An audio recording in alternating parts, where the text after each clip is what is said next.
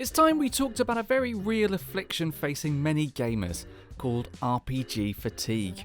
Symptoms include scrolling listlessly through your Steam library, catching yourself considering an 8th Skyrim playthrough, where this time you really will just use alteration spells and daggers, promise, and loading up an abandoned Witcher 3 save, but then having absolutely no idea where you are or why, and then closing the game down again. The best course of action for this frustrating malady is to go off the beaten track and seek out strange new RPG experiences from the gaming underground. Games you haven't already put 20 hours into and then dumped, and that you can't second guess because they're just too damn original. These are the best indie RPGs you've never heard of. Roll tape.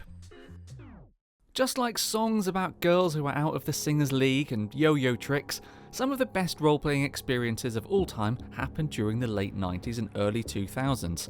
That's why we'll always have Splitting the Atom committed to our muscle memory, and more pertinently, it's why we have an eye for isometric turn-based RPG set in the apocalypse.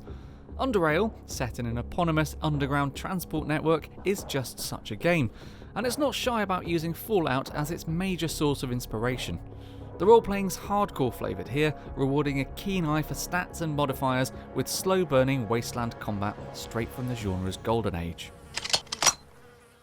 The two-person dev team at Experimental Gamer are pretty big fans of spaghetti westerns and Chrono Trigger, and you get a real sense of that in Boot Hill Heroes, a Wild West RPG that had looked completely at home in a game cartridge circa 1993. The notorious Saints Little gang are terrorising Bronco Country here, and they can only be topped by a young farmhand and his 3 buddies harnessing the sickest turn-based combat moves the Wild Frontier has ever seen. Epic in scale, full of memorable characters, and definitely topping up your nostalgia for Earthbound along the way, Boot Hill Heroes makes you wonder why there aren't more opportunities to quest in the West. Hats off.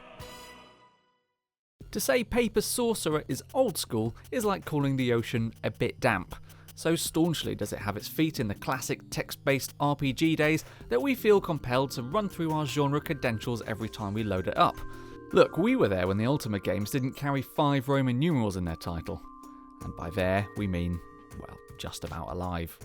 Anyway, look at this gorgeous visual treatment. It's like you're walking around a big old book, bashing baddies on their inky bonces and gorging on ever-increasing stats. Don't expect much in the way of genre-defying narratives or characterization here. The joy's found in the familiar in Paper Sorcerer, not in the postmodern. Did someone say postmodern? Sounds like a good time to usher in Lisa. It begins by punching you in the face and only gets darker and more upsetting from there, so this isn't one to play after a tough day for a bit of light entertainment. Fair warning. The most concise way to describe its own particular vision of the apocalypse, in which all but one human female have died by the way, is that everyone's just horrible to each other, like all the time. And yep, that can be tough to play through, but there's room for a little dark humour in the writing in between those heavy lifting moments. Next up is Ghost of a Tale, a kind of Redwall-inspired mouse RPG with sumptuous visuals, a bit of stealth here and there, undead beasties prowling around a medieval landscape, and did we mention sumptuous visuals? Just look at it. Actually, it's all the more impressive because this is essentially a one-person project. Developer Lionel Gallard is a veteran of DreamWorks who worked on The Road to El Dorado and Shark Tale before embarking on this game, and you really get a sense of his expertise with animation and aesthetic eye from Ghost of a Tale. If you've played a better RPG that lets you be a mouse, tell us about it right now because frankly, we'd be flabbergasted. Saturday Morning RPG's title does a lot of heavy lifting in preparing you for the experience to come. It's an RPG and it's inspired by the kind of cartoons you'd once have found when you turned on the TV on a Saturday morning. Simple, honest, clear. Take that, modern game names in your woolly subtitles. Not that this is an especially simple game, you understand. Okay, so the plot's not really the stuff of Proust novels, concerning itself with Marty, the bang-average high schooler who gains great power through a magical trapper keeper, but that combat. Every attack brings out a new grin-inducing animation, from Care Bears emitting rainbows to giant pencils circling characters and drawing holes for them to fall down.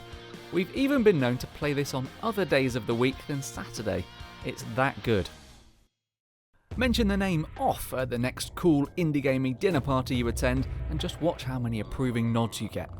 Originally released in 2008 in French language only, its cunning blend of JRPG battles, weirdly articulate feline sidekicks, and otherworldliness won it a great big bushel of fans on Tumblr. It was the 5th most reblogged game of the year, in fact. Off's since had an official fan-powered translation to English, so if tu ne parles pas français, you can still enjoy the bizarre tale of the batter as he journeys between zones on a mission to purify them. And, minor spoilers here, yes, that's every bit as sinister as it sounds.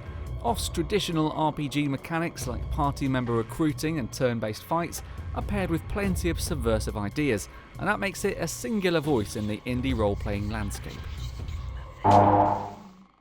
Go on then, how many of those had you actually heard of? Let us know how we did in the comments and share your own off-grid RPG gems with us there too. Remember to subscribe to the channel for more like this and leave us a thumbs up if you enjoyed the video. We'll catch you next time.